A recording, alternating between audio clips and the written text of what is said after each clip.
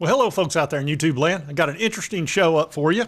Right here, the Vols QBs have been ranked nationally by ESPN, and we're going to talk about that. I think you'll find this intriguing because who doesn't want to know where their quarterbacks are ranked nationally? We all want to know. A QB is the most important position on the field by far. There's no question about it. If you don't believe that, then you probably think it's 1975 and you're going to run the wishbone or something. But anyway, let's get into this. I used to like the wishbone, by the way. This is by VolQuest, Grant Ramey, very good writer. It says where ESPN ranks the Tennessee quarterback situation against all 133 schools. And, of course, you're talking about Joe Milton and Nico.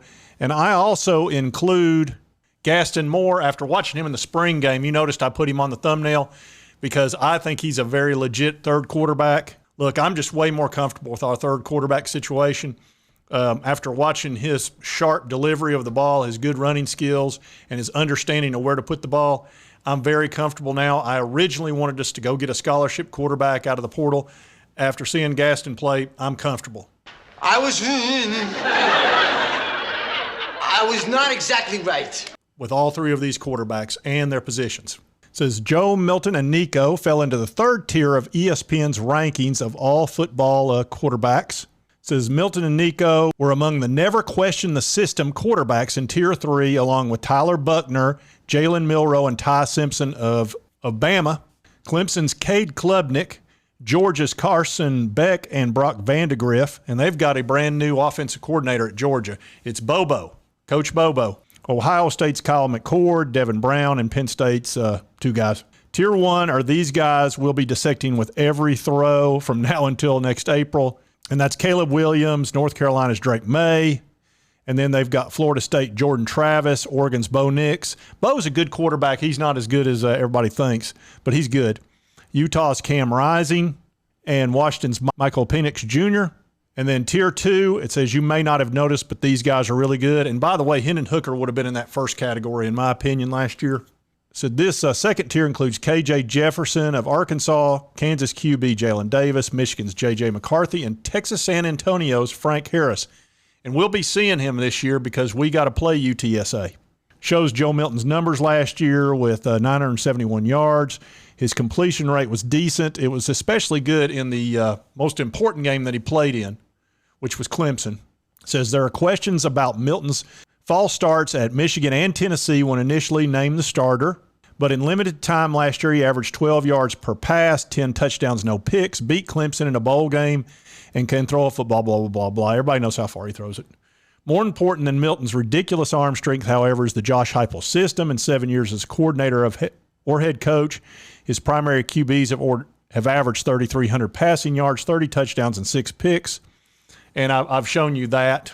This is a chart of all his quarterbacks over the last several years. I didn't have Joe Milton in here because he didn't have a full year, but you can see just tremendous production under Josh Heupel. He is the QB whisperer, and he does have a great system. So they feel very comfortable with what he's doing. And you've got the number one quarterback in the country in Nico. Granted, he's a freshman, but that's his backup. Said Milton last year had 971, 10 touchdowns, completing 65% of his passes over 9 games. Talked about him starting in the game against Vanderbilt in a monsoon. And then the most important game he played in, under all the pressure, he threw for 3 touchdowns. He threw for 67% completion rate. He did have some 3-and-outs, and I am concerned about his ability to run. That's one thing that Hendon was quite magical at. But I have no question over whether or not Joe can throw the ball. And I think his accuracy is going to be there because he could not have been under more pressure. And Clemson's a very good defense. They're an SEC quality defense. And I don't just say that about teams outside of the SEC. You've got to be very good to get that sort of comment from me. Because as you know, I believe the SEC is the best conference by far, and it's not even close. That's just my opinion, and it happens to be right. And, of course, Joe was named the bowl game's MVP. And Josh Heupel said he's continued to grow as a man and as a leader. He said he was extremely effective and efficient, had great bounce, eye discipline, etc. during the spring practice. Said Nico is expected to back up Milton after being the headliner of the 2023 class. 6'6", 200-pound Nico. Is he up to 200 pounds? He was like 185 when he got here. He was the number 1 ranked prospect. Said he's handled himself in a very mature way. It's really hard to be 18 and all that fanfare, etc. He's continued to grow. Said day one, the game was moving really fast. It's slowing down every day. He's been here. He will have been here for 9 months by the time we have our first game. And he was actually at the bowl practices for the Orange Bowl. So he's almost that close to being a beginning sophomore, which that's going to be really helpful as a backup quarterback. And he needs to get quality reps. Hopefully we whoop up on Virginia in that first game and we can get him in there, get him some quality opportunities. Same in the second game until we get to the Swamp. And in the Swamp, I want Joe to have a great game. And I think the Florida game is the most important game of the year for us. It will set the tone of the entire season. It'll let us know whether Joe can handle it or not, especially in that really caustic environment, because I'm telling you, the Swamp's going to be laying in wait for us like you cannot believe. That, to me, is one of the hardest places to play outside of Neyland, Death Valley, Alabama, Georgia, etc. You know, it's a tough place, especially for the Vols because they've had our number for years, and I'm sick of it. So they've got our guys as Tier 3. Well, at least they're listed in a tier. You know, they're not those to be named later. So hopefully they'll move up to Tier 2 after a few games and guys to really keep an eye on.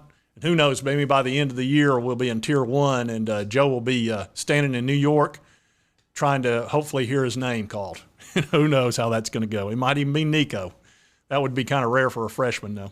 But anyway, it's that time of year where rankings really don't matter, but they really matter because there's not that much more to cover other than recruiting and all kinds of other stuff like that. It's the off season.